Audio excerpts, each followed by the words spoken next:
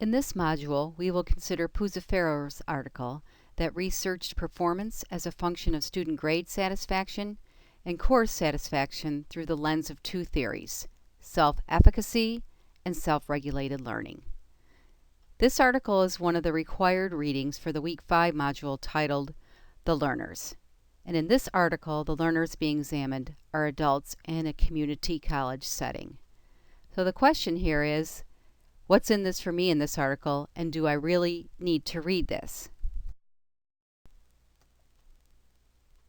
The answer here is yes, you do need to read this article.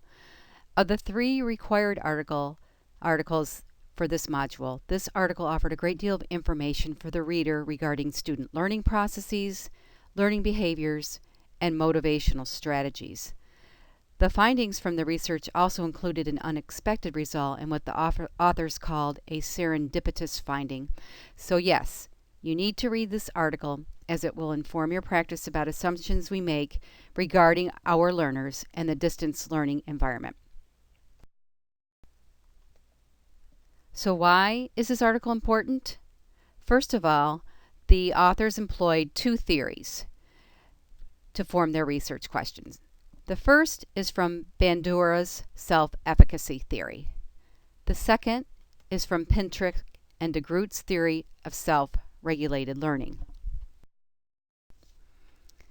Here we see the conceptual model that demonstrates the relationship between personal and situational factors on the individual's self-efficacy and motivation to learn. The authors report that they chose this theory to understand the student learner and the effort and persistence in completing a task. And here the task is completing an online course. Previous research in face-to-face settings shows efficacy beliefs have a positive correlation to achievement, persistence, and grade performance. Pintrick and de Groot's theory was used because the researchers felt it may be important to have self-regulated learning behaviors and skills due to the less active role of the instructor in online learning.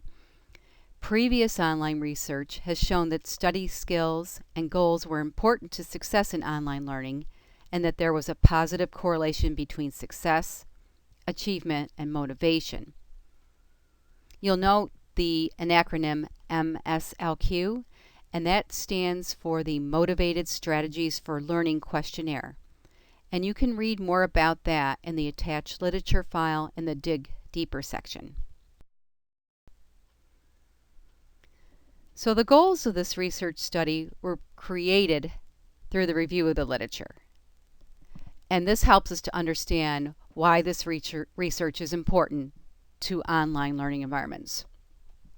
First of all, the researchers identified that there was a gap in knowledge regarding self-efficacy and the application of Bandura's theory to online learning. It had only been applied in face-to-face settings. Recall this article was also published in 2008, so we have had some time lapse since this was published. The authors also wish to corroborate existing research on self-regulated learning behaviors.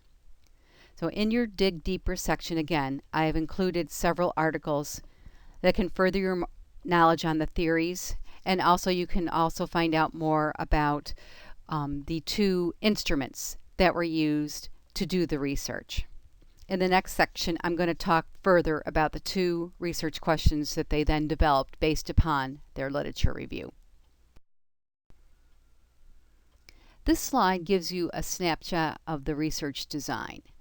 It was done at a Southeastern Community College in the United States, and a random sample of 350 online courses that were offered in one fall semester were then used to create a random sample of 163 online courses.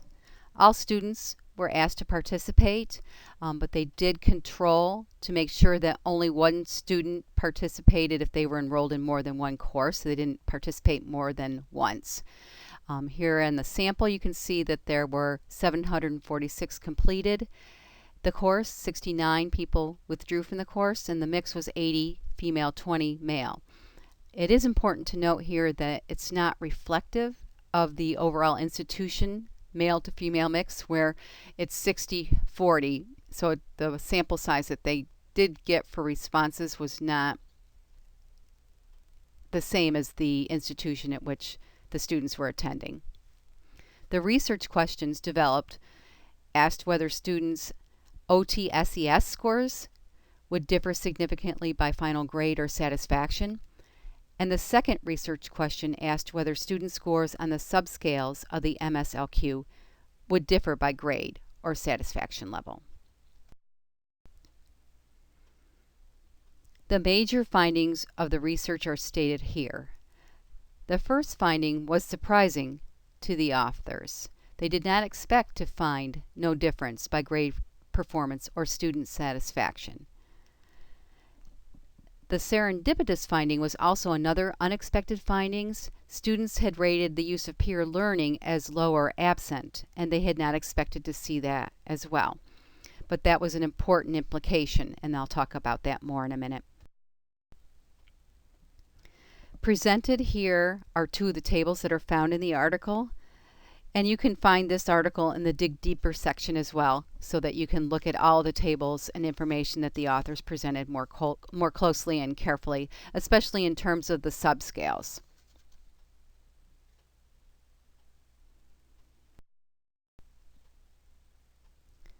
So, what are the implications and applications of these findings?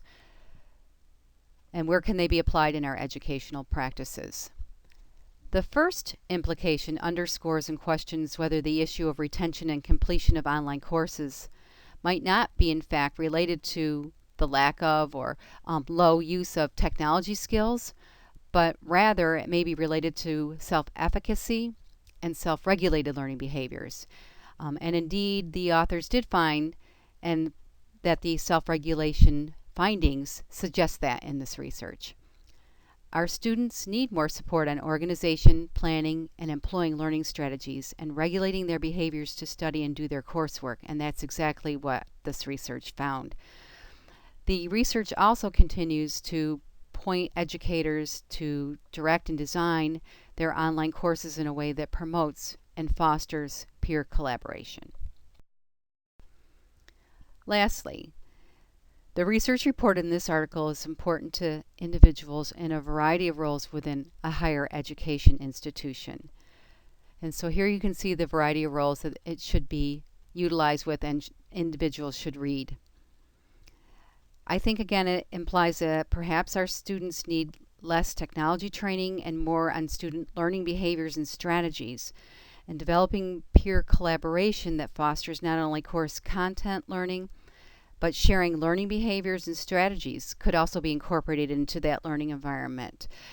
Remember, these are adult learners that we're talking about here in this research article. So while the authors did not intend this to be for the K through 12 environment, there still are similar ideas here in terms of peer collaboration and also the student learning behaviors and strategies that could also be applied in the younger learning environments.